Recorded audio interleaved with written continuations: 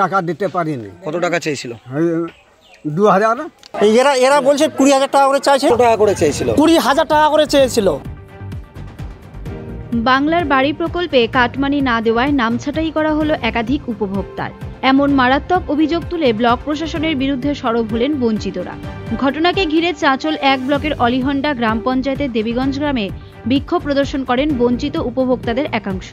বাংলার বাড়ি প্রকল্পের সুপার চেকিংয়ের পর তালিকা থেকে নাম বাদ পড়েছে বলে অভিযোগ একাধিক উপভোক্তার। বঞ্চিত গ্রামবাসীদের অভিযোগ, তারা ভাঙাচোরা বাড়িতে থাকেন। প্রথম ও দ্বিতীয় তালিকায় নাম থাকলেও 2000 টাকা না দিতে পারায় চূড়ান্ত তালিকায় তার নাম আসেনি।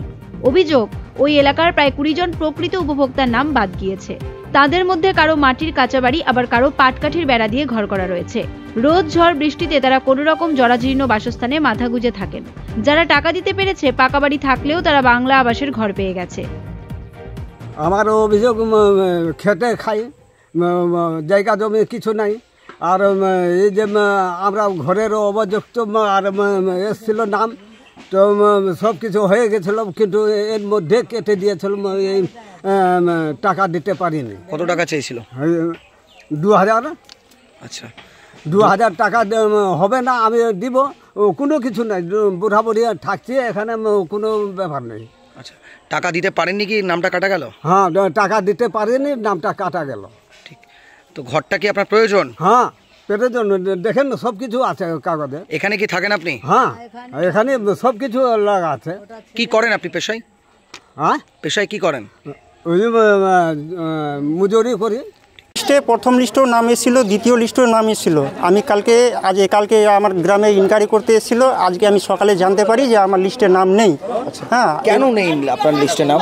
আমি নিজেও বলতে পারছি না, টাকা দিতে পারিনি, সেই জন্য হয়তো হয়নি। যাদের একতলা বাড়ি আছে ওরা আবার ঘর পাচ্ছে, ওরা আবার দুতলা করছে, আমার কিছু হচ্ছে না। এবার আমি পাওয়ার যোগ্য কি পাওয়ার যোগ্য না, আপনারা আমার বাড়ি গিয়ে ইনকোয়ারি করে দেখেন। এরা বলছে 20,000 টাকা করে চাইছে, কিন্তু আমি পেশায় মজদুরি করি। কি চাইছেন এখন আপনি? এখন চাইছি ভিডিও আসুক, আমার বাড়িটা ইনকোয়ারি করে দেখুক। যদি আমার যদি পাওয়ার যোগ্যতা থাকি আমি, তাহলে আমাকে দিবে। আর যদি আমি পাওয়ার যোগ্যতা নাই, তাহলে আমাকে দেবে না। আমার নাম মাজেদ আলী। আমার অভিযোগ হচ্ছে যে আমার বাড়ির লিস্টে নাম ছিল, আমার আইডি নাম্বারও আছে। এই দেখেন, আমার আইডি নাম্বার আমার এখানে মোবাইলে আছে। আচ্ছা, হ্যাঁ, আইডি নাম্বার আমার এই হচ্ছে আমার আইডি নাম্বার দিয়ে গেছে সব কিছু। ভিডিও সাহেবরা বলে গেছে ঠিক আছে, আপনার ফাইনাল লিস্টের নাম চলে আসবে, আপনার বাড়ি হয়ে যাবে। আমার বাড়ির সব ছবি তুলে নিয়েছে, কিন্তু ফাইনাল লিস্টে আমার নাম আসেনি কেন? এখানে নিশ্চয়ই একটা বড় সড়ো টাকার খেল চলছে।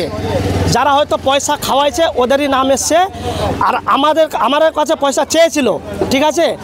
যেহেতু আমরা খাওয়াতে পারিনি বলে আমার নাম আসেনি। কত টাকা করে চেয়েছিল? 20,000 টাকা করে চেয়েছিল। কোথা থেকে টাকাটা চাওয়া হয়েছে? টাকাটা চেয়েছিল ব্লক থেকে। ব্লক ডিপার্টমেন্টে যে আছে, ব্লক আধিকারিক যে আছে, ব্লক আধিকারিকের দাদা আমাকে ফোন করেছিল।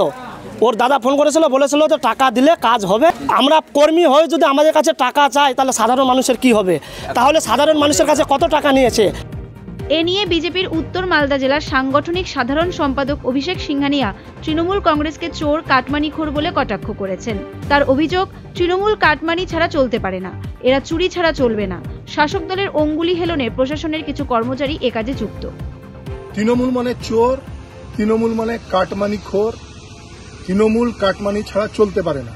মালদা জেলার চাঁচলের দেবীগঞ্জ এলাকায় বাংলার বাড়ি প্রকল্পের যে প্রকল্প, সেই প্রকল্পে যারা অরিজিনাল উপভোক্তা তাদের নাম কেটে দেওয়া হচ্ছে, যেহেতু তারা গরিব এবং টাকা দিতে পারছে না, মানে কাটমানি দিতে পারছে না।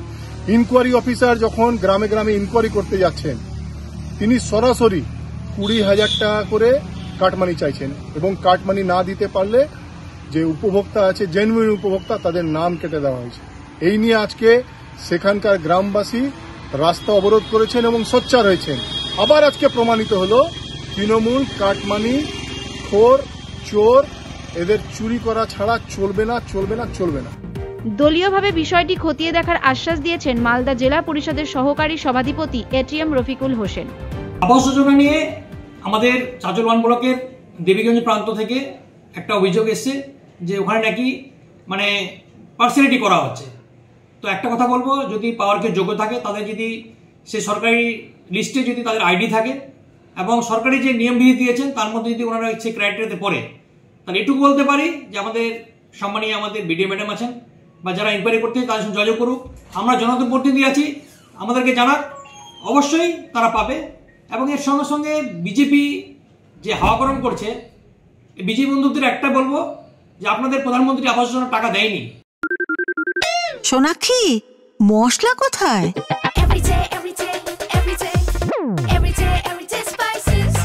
এভরিডে মশলা, দেশের স্বাদ। রামকৃষ্ণ আইভিএফ সেন্টার, মা হওয়ার স্বপ্ন পূরণ। মোদী সরকারের টাকা নয় এটা, এটা আমাদের সম্মানীয় মুখ্যমন্ত্রী মমতা বন্দ্যোপাধ্যায়ের বাংলা আবাস যোজনার টাকা। এবং উনি নিজে থেকে বাংলার মানুষদের জন্য, বাংলার মানুষের ছাদের জন্য টাকা প্রোভাইড করছে। তো যারা পাওয়ার যোগ্য তারা অবশ্যই পাবে, এটাতে বিভ্রান্তির ব্যাপার নয়। আমাদের জানাক, তারা আইডি দিক, আমরা বিটি ম্যাডামকে বলবো সেটা আবার অবশ্যই রিইনকোয়ারি করে, রিইনস্পেকশন করে সেটাকে অবশ্যই দেখবে। অবশ্য চাঁচলের মহকুমা শাসক ঋত্বিক হাজরাও অভিযোগ খতিয়ে দেখার আশ্বাস দিয়েছেন। সামসি থেকে মুর্তুজ আলমের রিপোর্ট, উত্তরবঙ্গ সংবাদ।